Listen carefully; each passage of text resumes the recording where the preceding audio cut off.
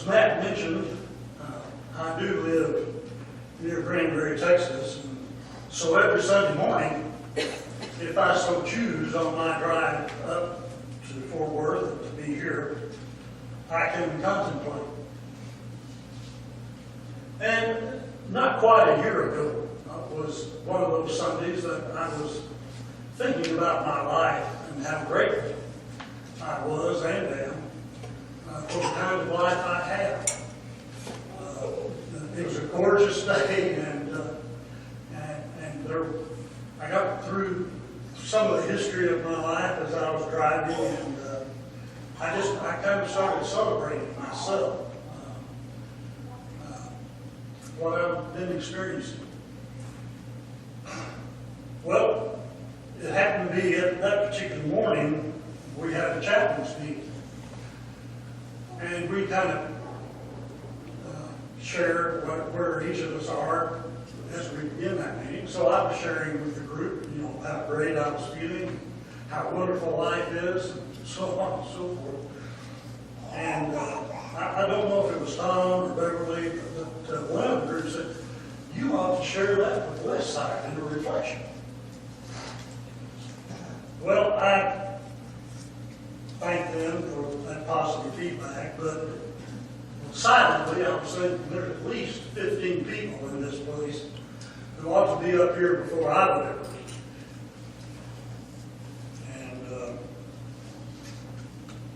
And it kind of became a when hell freezes over kind of deal. Well, ICE showed up about a month and a half ago. She sent me an email. I'm talking about Linda.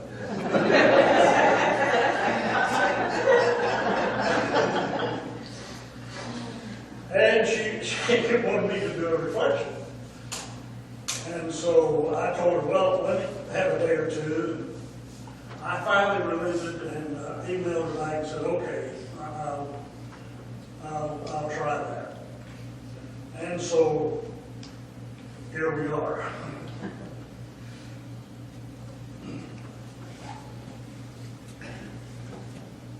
There's one little reminder that I want to make, and that is the title of this little ditty has in it, Journey Toward Enlightenment. And so my plea with you today is that I am not enlightened.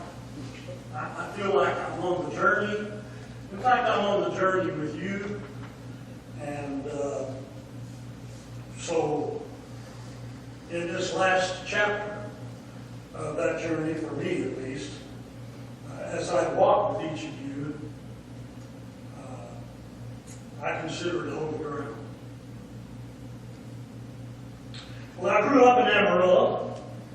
When I was a teenager, I was baptized in the First Baptist Church. I met my wife, Linnell, in that church. And we were married in that church when I was 19. She was 18. We began having children every 2 years after that, until we had the 5 that I mentioned.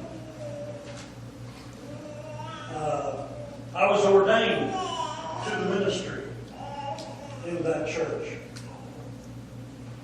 And as I continued to get a lot of the teachings that Southern Baptists had at that time, at least in this particular place, I had become a convinced fundamentalist. And I definitely was a male chauvinist. When I would drive by a place that had a little church and had a woman as the pastor, I would laugh. Because I thought that is sheer stupidity. Well, I also ran into a guy named Bill Gothard, and he taught, of course, that there's a hierarchical structure in the Bible. There's God, then there's the male, then there's the female, and then I added children and pets.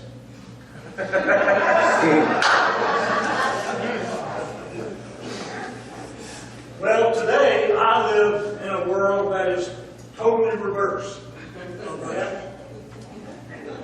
I live with a 14-year-old short-haired Brussels Griffon named Rowdy, and he's every bit of that bird. An 8-year-old long-haired Brussels Griffon named Billy, and a boxer, female boxer that I rescued back early this year named Zoe, and they rule the world. They do.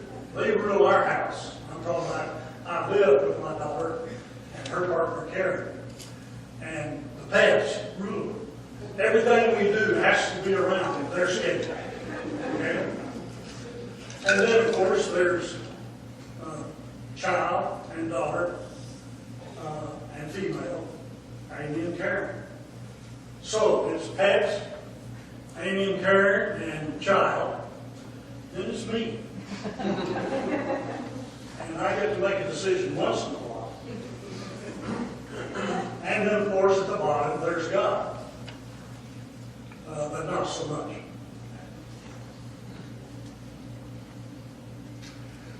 Well, on my journey, I've had 3 experiences that I think, as I have reflected over my life, that were monumental in my arriving at the place where I am, that I'm enjoying life so much. And so these experiences moved me out of fundamentalism, moved me out of male chauvinism, and whatever else I am.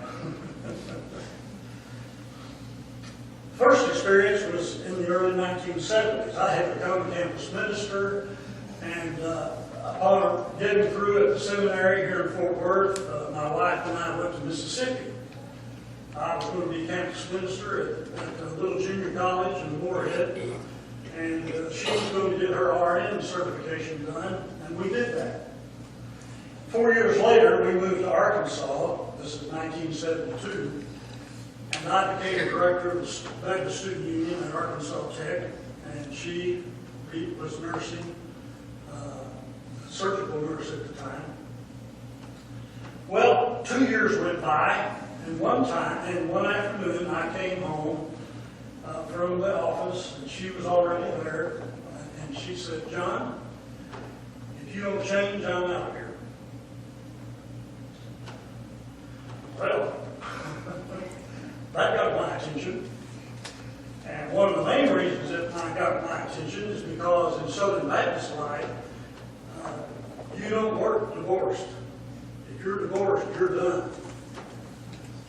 And so she had my attention. I won't say that. Okay.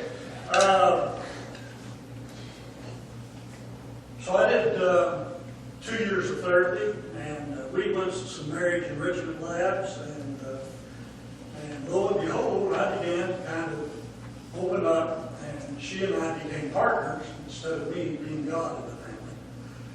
And we had a wonderful marriage beyond that point.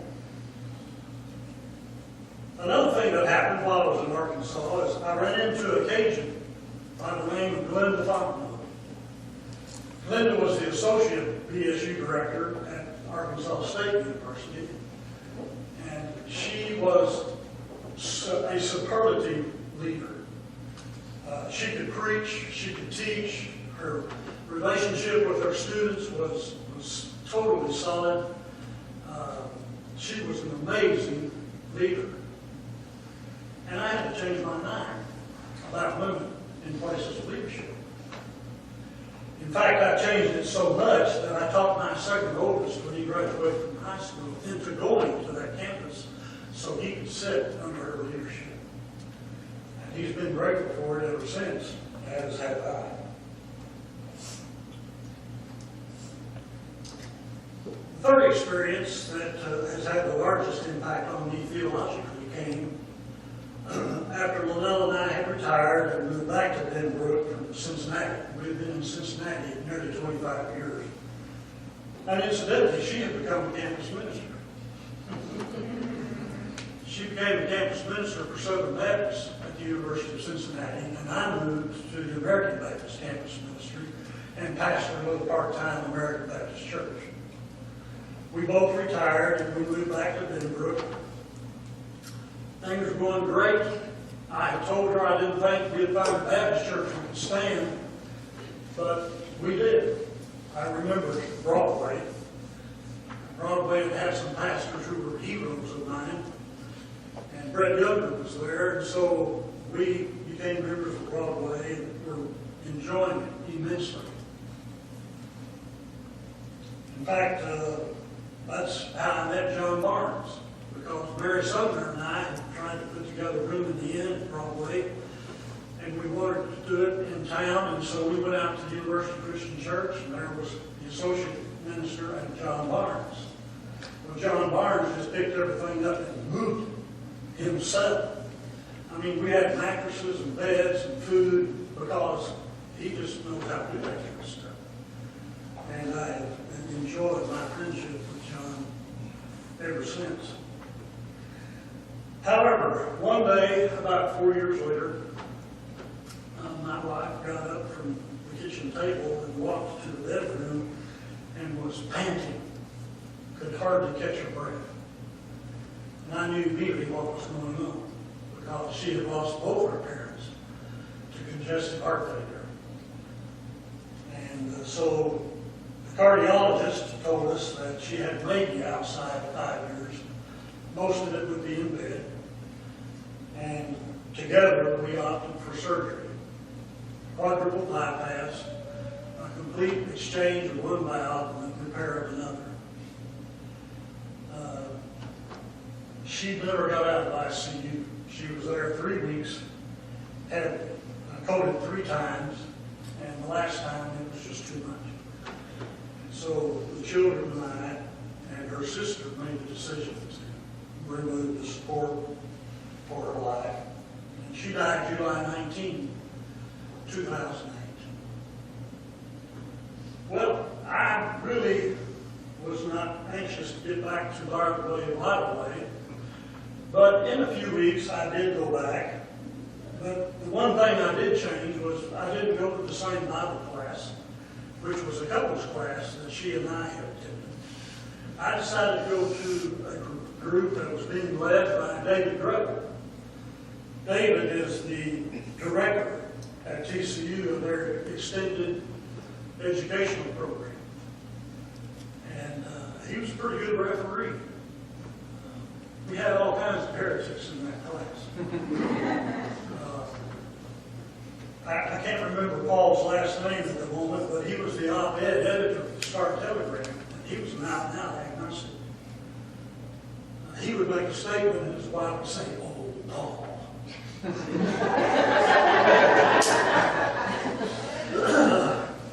and there were some others in the class, and we were reading John Shelby's Song. We were reading Bart Ehrman. I found a book by Greta Bosper called With or Without God that just blew me away. She was the leader of the progressive church movement in Canada at that time. This has been a while back. And so my theology began to change, and I got to the place where I was no longer comfortable at Broadway Baptist. So I went back to the house and stayed. But I couldn't handle not having a community of some kind. Well, I thought of Russell Elliott. The reason why I thought about him is because when I first came back to Fort Worth and had gone to TCU to volunteer to help with campus ministry there, just anything I might be able to do, Angela Kaufman, who's the university minister, said, "Well, yeah, we would love for you to be able to do that, but I need a coordinator for Robert Carr Chapel." And the coordinator for Robert Carr Chapel does mainly one thing: wedding rehearsals and weddings. There are a few other things that are calendar, but that's the main thing that happens in Robert Carr Chapel. Well, I knew how to do that because back in Cincinnati, I had recruited 2 other guys, and we raised enough money to buy a Roman Catholic church that had been deserted because there weren't enough priests to handle that congregation.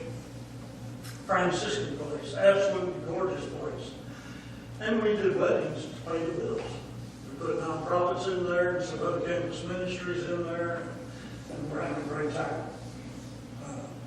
So I knew how to do weddings, and so I was at the Robert Carr Chapel for a year and a half, and in that year and a half, I guess Russell and I worked together on 8 weddings, at least.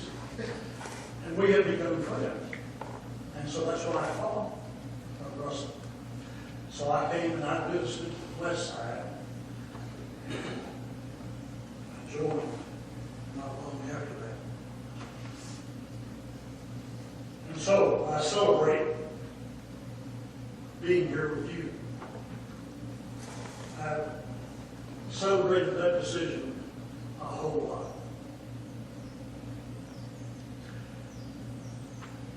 Well, in spirit and in body, let's rise and sing hymn number 311.